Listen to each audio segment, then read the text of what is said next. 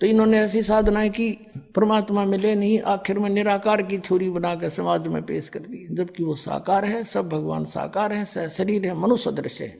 अब कहने का भाव यह कि ये कहता कि सर्व धर्मान परित्यज माम, मेरे सतर की सब पूजाएं मुझे छोड़ दे, उसकी शरण में जा। व्रत माने जाना होता है, आना नहीं होता। तो फिर मैं तुझे सब पापों से मुक्त कर दूंगा, तुझे मैं अपना बंधुआ मजदूर नहीं रखूंगा, मेरा अकाउंट कर दे पूरा। तो इसका हिसाब मन परमात्मा करवा देगा और फिर हम आगे चलेंगे। फिर क्या होगा कि जैसे सतनाम में 2 अक्षर के मंत्र हैं, अब 2 अक्षर का दूसरा जो मंत्र है, इस सतनाम का प्रथम मंत्र, हम इसको त्रिकुटी पर अकाउंट होगा इसका हमारा।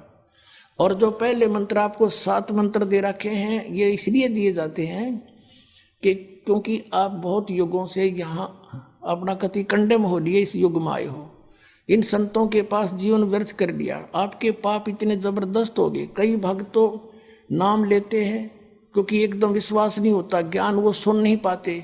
अगर पक्का विश्वास करके कि कबीर इज गॉड और आप आ जाओ, नाम ले लो, सब त्याग दो, मर्यादा सब पुरानी पूजाएं, गारंटी देता ये दास है कति कैंसर का बाप हो, तुरंत ठीक हो जाएगा।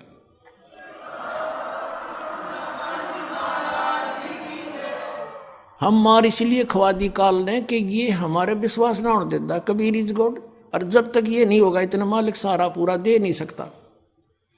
कह कबीर सुनो भी साधो, मैं तो हूं विश्वास में। जय तुमने ये विश्वास हो गया कबीर इज गॉड, फिर देखना, या मैं 1000 प्रमाण दिखा सकता हूं आपको, पुण्यात्मा हो जो परमात्मा की शरण में लगे हैं सच्चे, उससे उनके ऊपर कर्म की फिर मार आई है और ऐसे जीवित कर दिए। डॉक्टरों ने जवाब दे दिया था कि अब इसका कहीं इलाज नहीं, बेसिक ले जाओ, नाम ले रखा था उन्होंने, और वो अपने आप फिर स्वस्थ हो गए। भगवान किसे कहते हैं? इसको कबीर गॉड कहते हैं। तो ये प्रथम मंत्र में आपको अब ये 7 मंत्र बना के दिए जाते हैं। पहले 5 मंत्र देते थे नानक साहिब भी और परमेश्वर कबीर साहिब जी। फिर ये है 5 नाम हैं जो हमारे कमलों में ये प्रधान बैठे हैं। मूल कमल में गणेश जी, स्वाद चक्र में सावित्री ब्रह्मा जी, नाभि कमल में विष्णु और लक्ष्मी जी, हृदय कमल में शिव पार्वती जी और कंठ कमल में ये दुर्गा जी। तो ये 7 नाम इसलिए देते हम कि मान लीजिए उपदेश ले लिया और ये प्रथम मंत्र एक बार मेरे मुख से भी सुन लिया मालिक की स्तुति जैसे हम देते हैं, और फिर उसकी उस सुनने के बाद साथ साथ बोल लिया और फिर भी मृत्यु हो जाती है, तब मनुष्य जीवन गारंटीड है उस व्यक्ति को, ये गारंटी देता है। और यदि उसने जाप कर लिया कुछ दिन और विश्वास ठीक रहा तो वो स्वस्थ भी होगा और इसकी इसी जीवन में आयु बढ़ती चली जाएगी, परमात्मा बढ़ाता चला जाएगा जब तक उसका मोक्ष नहीं होगा, इससे जन्म में पार कर देगा आपको। तो इसलिए ये 7 मंत्र दिए जाते हैं। ये पहले वाला लास्ट वाला मंत्र आपको जन्म दिलाओगा तुरंत, मनुष्य जीवन का गारंटीड है, मृत्यु भी हो जाएगी पुण्यात्मा। इसलिए मान लीजिए किसी का कोई बीमार है, या 80% व्यक्ति दुखी आए हुए, और जो विश्वास कर लेता उनको गारंटीड बात पूछ लो, यहाँ लाखों बैठे होंगे, आ जाते हैं, सुनते रहना और सब स्वस्थ हो जाते हैं।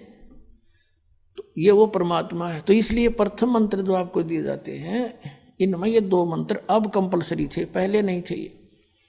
तो इसलिए परमात्मा ने कंप्लीट कोर्स बना करके गरीबदास जी के माध्यम से हमारे तक पहुंचाया है। और जैसे आप जी किसी का कर, जैसे विदेश गए हो, स्वदेश आना है, वहाँ आपने कोई कारोबार शुरू कर रखा है, कोई फैक्ट्री वगैरह लगा रखी है और आपका ठीक से काम चला नहीं, आपका बिजली का कनेक्शन कट गया, टेलीफोन कनेक्शन कट गया, पानी का कनेक्शन कट गया, गैस कनेक्शन कट गया, पैसे बने नहीं, तो आप कंडम हो गए। और वहाँ कोई ऐसा प्रभावशाली व्यक्ति आपको मिल जावे, सरकार को गारंटर बने कि भाई तुम इनका चालू करो कनेक्शन, मैं गारंटर बनता हूँ, और फिर उसको कहेगा भी जो पैसे तो देगा यही तेरे कर्जा उतारेगा, नहीं तो फिर काट दियो ना, देता क्या बात है। तो ऐसे ये दास आपका गारंटर बनता है और आपके सब कनेक्शन चालू करवाता है, लेकिन इनकी मजदूरी करके ये देने पड़ेंगे, तुमने कर्जा आप तारना पड़ेगा। और परमात्मा जो है कुछ अपने कोटे से भी आपको पैसे देता, क्योंकि आप चला ही नहीं सकते अपनी फैक्ट्री को बगैर थोड़ा बहुत, और सारा ना मिल रहा कहीं से, तो वो बगैर आपके वैसे सब्सिडी समझ लो ऐसे देता है, तो परमात्मा पहले आपको सब्सिडी देता है जिससे आप अपना काम चलाओ और फिर डट कर भक्ति करो, मर्यादा में रहो, आप धनी हो जाओगे, बहुत शीघ्र धनी हो जाओगे। बहुत कीमत है इन मंत्रों की। इन भगवानों के जो 5 प्रधानों से आपने मुक्त होना है, त्रिकुटी पर जब जा सको हो उस समय पहुंच पाओगे जब इनसे आप अपना नो डू सर्टिफिकेट ले लोगे। अब ये मंत्र जो 2 मंत्र फर्स्ट और लास्ट है इन 7 मंत्रों में, इसके साथ मिलने से ये मंत्र जो प्रथम जाप आप करते हो, इनका ऋण मुक्त हो जाने के बाद भी कुछ आपकी कमाई यदि बचगी तो इन 2 मंत्रों के प्रभाव से ये कन्वर्ट हो जाएगी आपकी सतलोक चालन नालियां में, इनमें से बच भी गई तय। और फिर जब आप यहाँ से प्रस्थान करोगे तो आपका अकाउंट, अब ये कहते हैं राधा स्वामी धन धन सतगुरु वाले, ये जय गुरुदेव वाले कहते हैं, हमारे गुरुजी तो कहते हैं हम तो सीधे त्रिकुटी से चलते हैं। यहाँ बताते हैं त्रिकुटी यहाँ नहीं है, त्रिकुटी इसके पीछे बैक में है, यहाँ पर जो नीचे से सारा ये तंत्र साथ मिला हुआ आता है, यहाँ है पीछे। ये कहते हैं हमने ना तो वेदों की आवश्यकता, ना किताबों किसी और, ना हम गीता को मानते, ये भी तो किसी ने लिखी है। और हम तो सीधे त्रिकुटी से प्रारंभ करते हैं अपना रास्ता, त्रिकुटी से, उसका किसी ने नहीं पता। ये सारे ऋषि महर्षि त्रिकुटी माथा मारा करते और उन्हें खक नहीं पाया आज तक।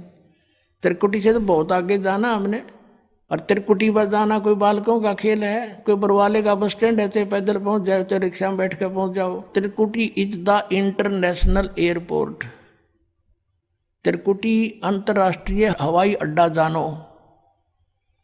और वहां वही व्यक्ति जाता, सैर सपट्टे तो कोई धक्के खाए जाओड़ा, क्या फायदा होगा, उसने देख भी और राजा उल्टा, क्या फायदा उसका। वहां पर केवल वही व्यक्ति जाता है जो पहले टारगेट बना चुका होता है, और उस जिस देश में जाना है उसका पासपोर्ट और यहाँ की सरकार से नो डू सर्टिफिकेट, और तब वो उस इंटरनेशनल एयरपोर्ट पर जाकर कुछ लाभ उठा सकता है। तो वहां से फिर आगे कैसे जाएंगे, उस त्रिकुटी पर पहुंचने के लिए तो सारा झंझट है, उस पर जाए पाचा फिर आप पे काम बन गया। तो त्रिकुटी पर जाने से पहले हमने इन भगवानों से नो डू सर्टिफिकेट लेने पड़ेंगे।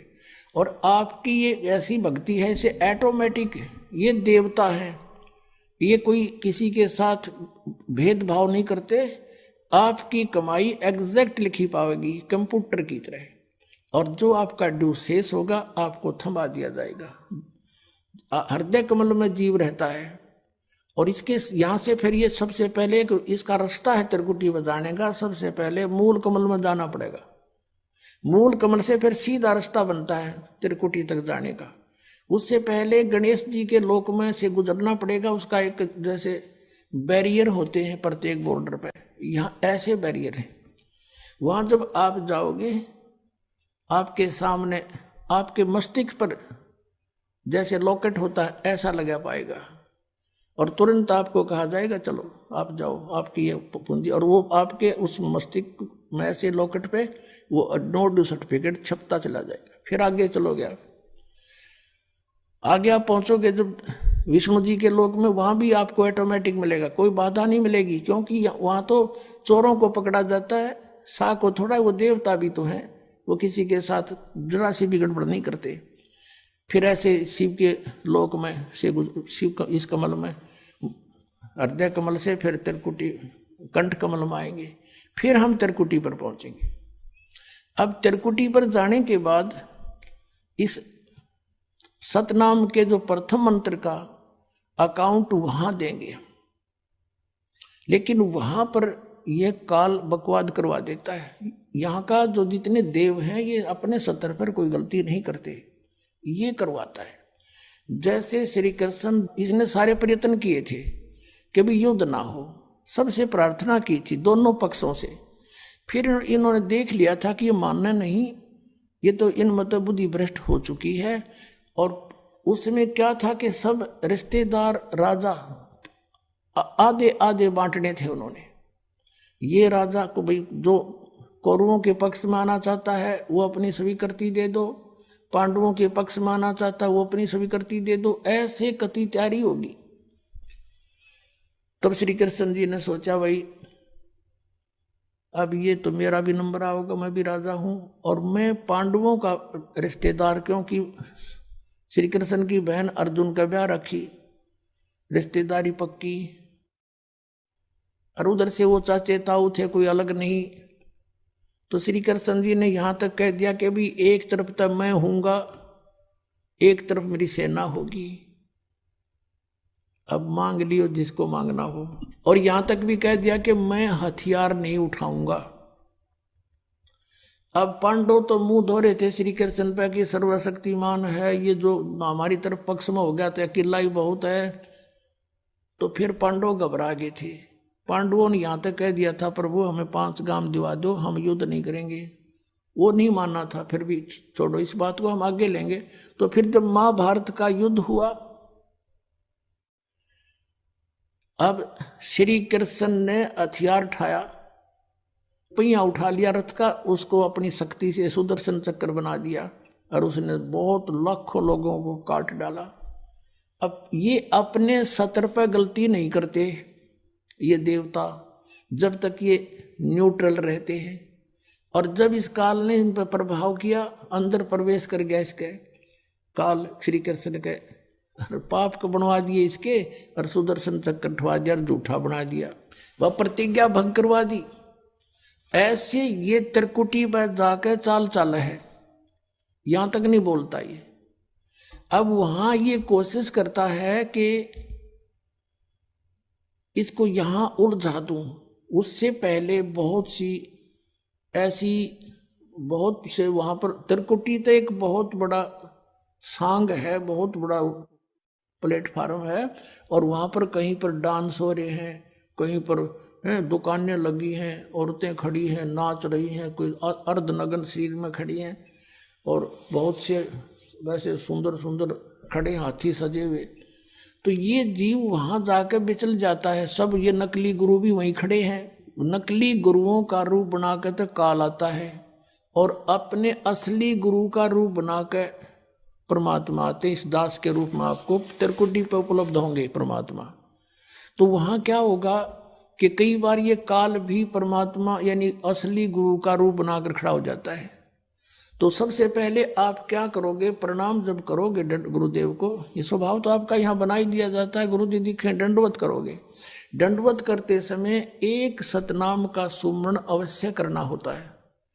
1 सेकंड, ये 10 सेकंड मुश्किल से लगती है। श्वास उस श्वास का सिमरण करें प्रणाम करते समय, और उठकर जब देखोगे यदि परमात्मा होंगे तो एज इट इज पाओगे, और जय काल होगा दास के रूप में तो उसका स्वरूप बदला पाओगा, ऊपर का कपड़ा हटा पाओगा, उसका असली सूरत मिल जाएगी, तो आप वहां से बच जाओगे।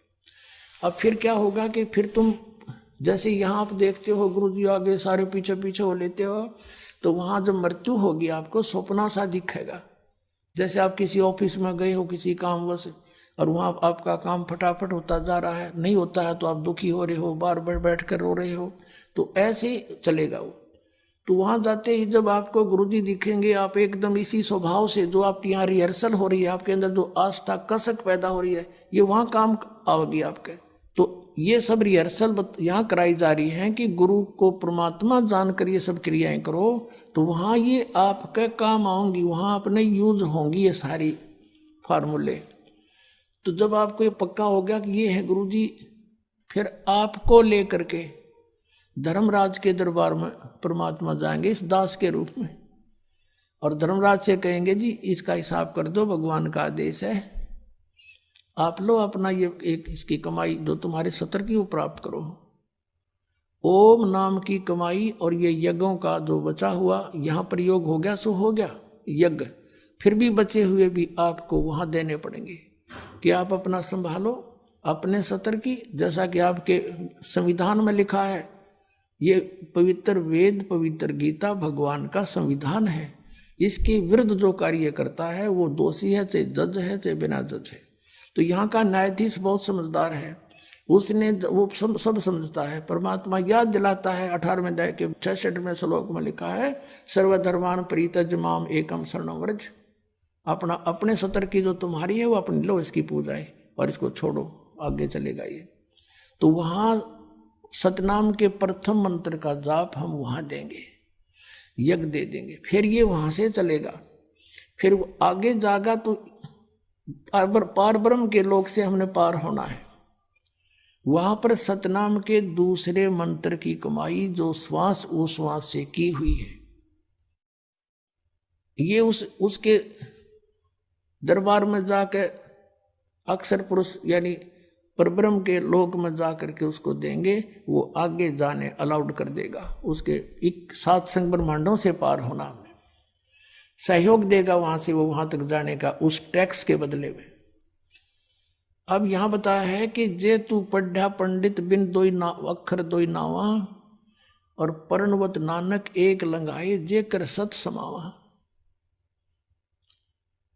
अब ये 2 अक्षर का नाम जो सतनाम है, ये हमें भंवर गुफा तक पहुंचा देगा। भंवर गुफा है, जैसे अभी तक हमने 10 द्वार सुने थे, तो यहाँ परमात्मा ने गरीबदास साहिब जी के माध्यम से कहा है कि 12 मद मैल मठ बोरे बहुर ना दे धरे रे।